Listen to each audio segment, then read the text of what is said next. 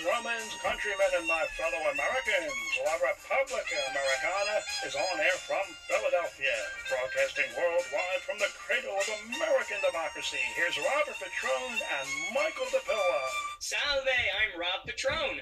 And I'm Mike DePilla. And this is La Repubblica Americana, where we explore how the Western world modeled the Roman Republic and how Italian culture influenced our Western heritage. Mike, when we think of Italians and Italian Americans, we think of devout Catholics, or as non-Catholics like to call us, Roman Catholics, as if to make us seem smaller or the product of some geographical region or long-dead culture. But, in fact, the word Catholic comes from the Greek kata, meaning respect for, and holos, meaning whole, as in the whole world.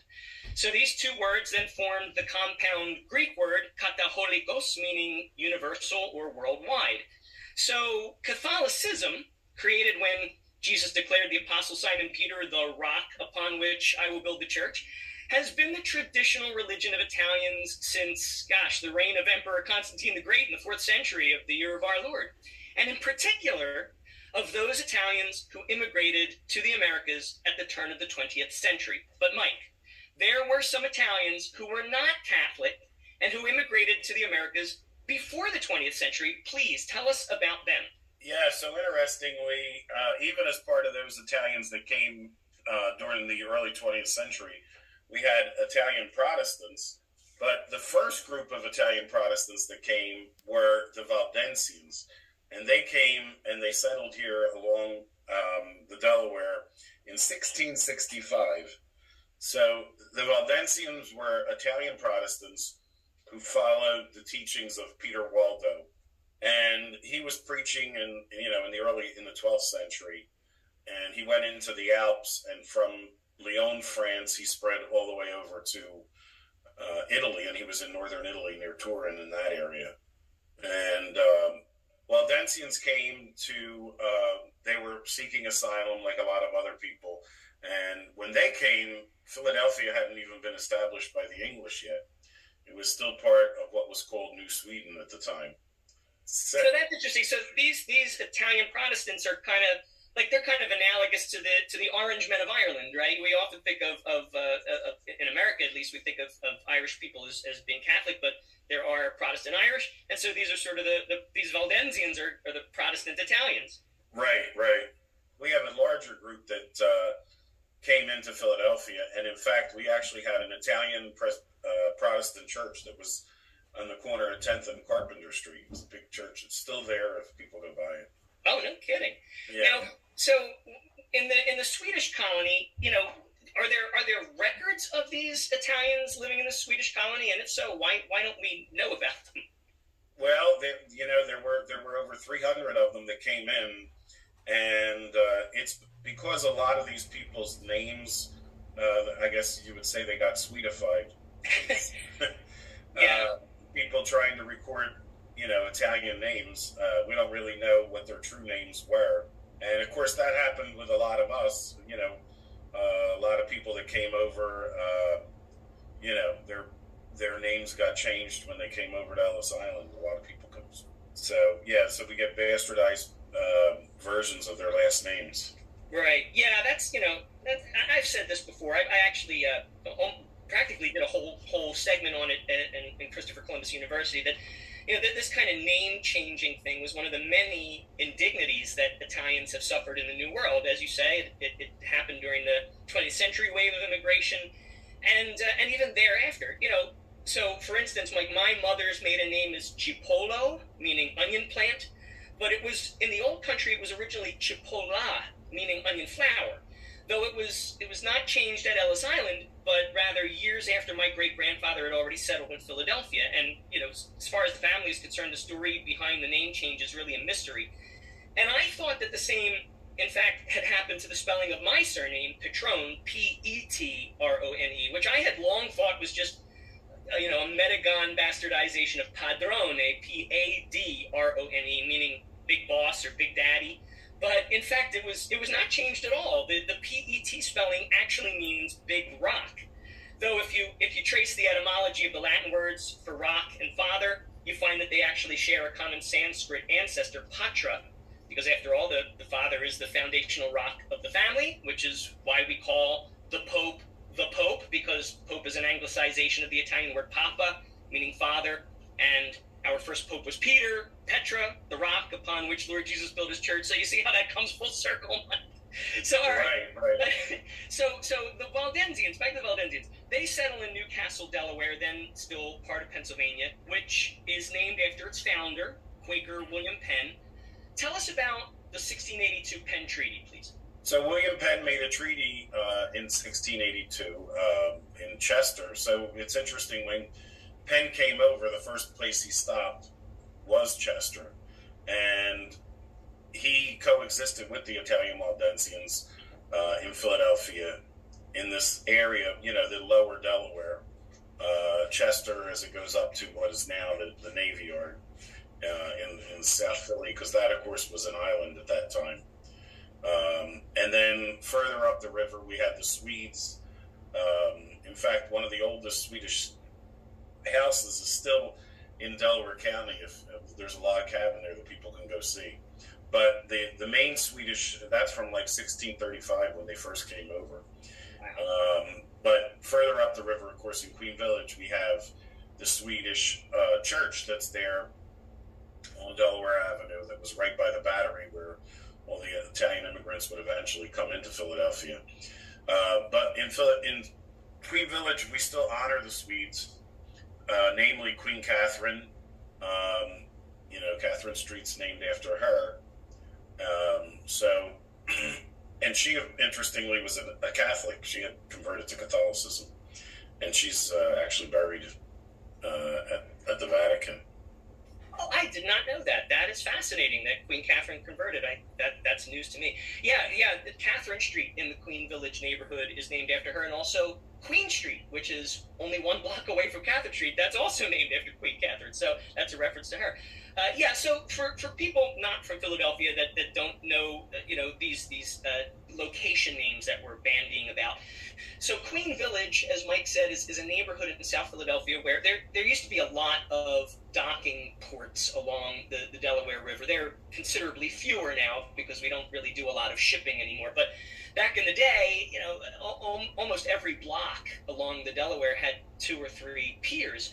And so the ships that would bring the Italians in docked at one of these piers in the Queen Village neighborhood in South Philly. And my ancestors, when they left Ellis Island, came to Queen Village, and they settled in Queen Village. So that's named after Queen Catherine. Now Chester, Mike referenced Chester.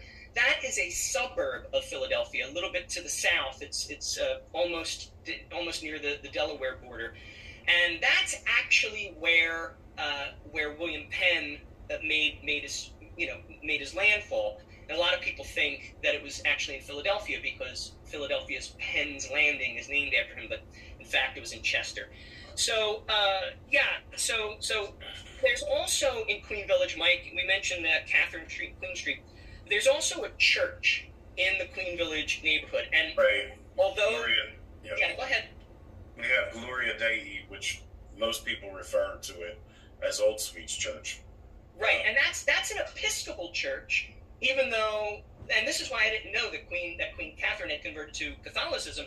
I just figured she was Anglican, which is what we call Episcopal in the United States.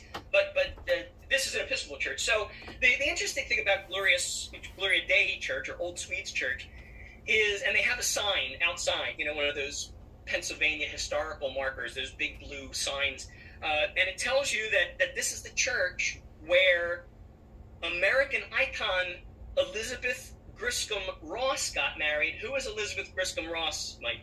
Yeah, we're better known as Betsy Ross. Yeah, that's right. But the funny thing is, maybe it's not ha-ha funny. It's kind of like sad, tragic, ironically funny, that the marriage that she had at Gloria Dei Church was not the marriage to Mr. Ross. She actually eloped with him prior to the marriage that she had at Gloria Dei Old Swedes Church. She eloped with Mr. Ross, and they married in a tavern, of all places, in Gloucester City, New Jersey. But Mr. Ross died in 1775, fighting in the Revolutionary War. So she married again, this time at Old Sweets Church, to a mariner. His name was Joseph Ashburn. But Joseph was captured by a Royal Navy frigate, and he died in a British jail. So poor Elizabeth, she lost at least 2 husbands. But speaking of British prisons, let's get back to William Penn, who also was imprisoned by the British. Mike, tell us about that. Yeah, so William Penn was actually the founder of our city in Philadelphia, was thrown into the Tower of London for over 9 months because he had written "The Sandy Foundation Has Been Shaken," which was regarding, again, this Episcopal Church. And he said, "No cross, no crown," and a vow of his Quaker faith. And in fact, so interestingly, the Quakers, they would eventually come to Philadelphia. But before coming to Philadelphia, William Penn actually had gone through the Alps, and he actually went into Italy and probably met some of these Waldensians or their counterparts on the other side. And of course, Philadelphia became a landing zone for the free. We also have free speech, but freedom of religion. And Philadelphia was the city of many religions. Yeah. So the Quakers were embraced here in Philadelphia. They really were. You talk.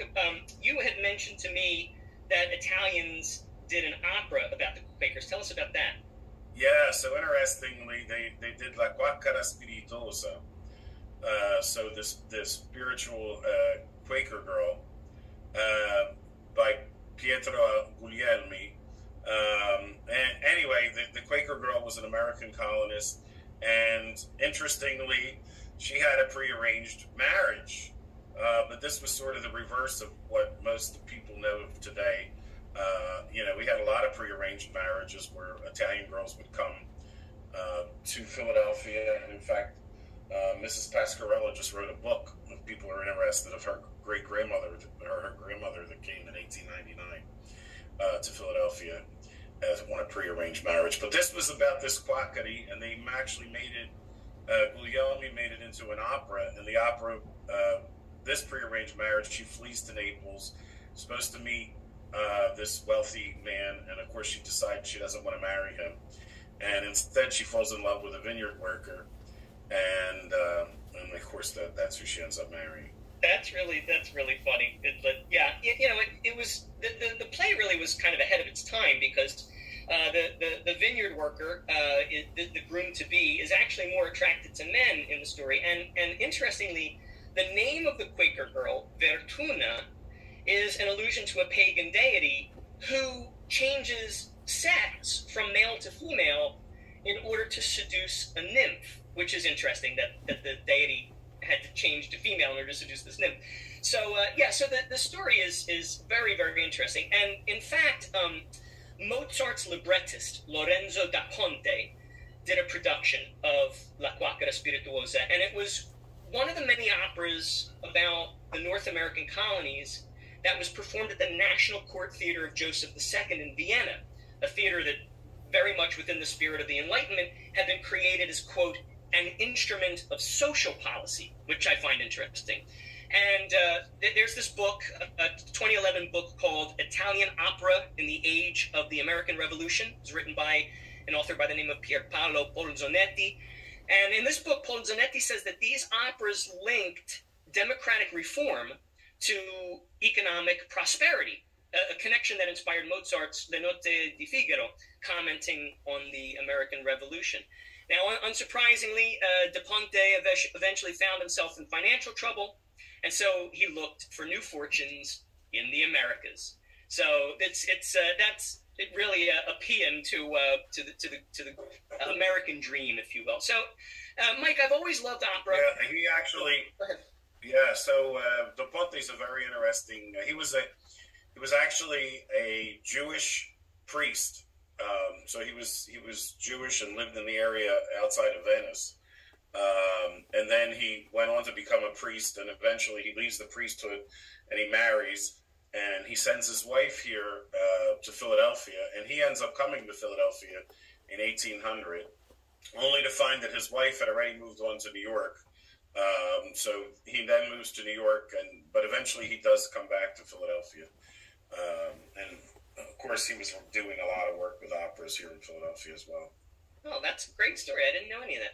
Yeah, you know, I'm sure you've seen plenty of operas in your time. I remember my first opera was when I was in college. I saw, my fellow students in the Esther Boyer College of Music and Art at Temple University perform an opera. And what I love about operas, these operas that we're talking about, these operas about America, they really were as revolutionary as America itself was in the 1700s. One of the things I always found interesting about opera per se is that it was originally simultaneously a popular art, a pop art of the lower class, and a high art of the upper class. It was like one of the few events that could bring the classes together in the old world. And then in the new world, where we didn't really have class distinctions quite so much because there's a lot of class mobility under the American system. But operas helped transform this European art of the high culture into an art of global culture. And so, we overlook the importance of opera and how it really made a mark on the world, but it did. And the Spiritual Quaker Girl, one of these American operas, was part of this movement. But Mike, let's get back to our Quaker boy, William Penn. And you said that, like the Quaker Girl, he also goes to Italy and other countries. So he went to Piedmont, Italy. He went to Holland.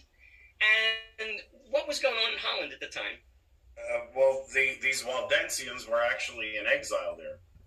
So, and in Italy, Penn went to the Huguenot Academy in Anjou to speak to Algernon Sidney about liberty, because he had been in prison.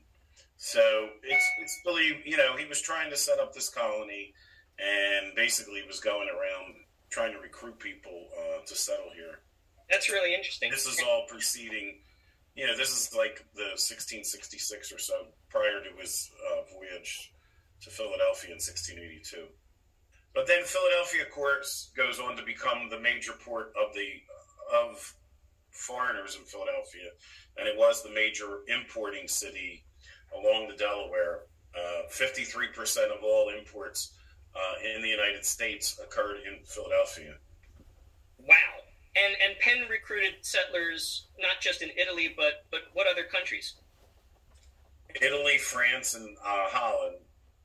So, yeah, we had people from all those places. So really, like, Philadelphia was sort of the Rome of America. Philadelphia, yes. Philadelphia eventually became the Rome of America. And it was the capital of the United States, as many people know. And the architecture started to look a lot like Rome, and we began to have temples in Philadelphia, and we had arches like Rome. So we had a lot of similarities. We had Roman numerals on our buildings, and we had Roman coins. We had coins, and in fact, just across the Delaware, New Jersey's original name was Caesarea, because that's Jersey was named after Caesarea because it was the furthest outport of the Roman Empire, and they even had coins in New Jersey with the name Nuova Caesarea. I love it. Dimmi, Michele, quale città americana ti sta a cuore? Philadelphia. Now that's Italian. Thank you for tuning in, folks. And be sure to visit Mike DePilla and me, Rob Petrone, next time on Radio Voice Italia at La Repubblica Americana. Whiskey and soul and rock and roll. Whiskey and soul and rock and roll. Whiskey and soul and rock and roll.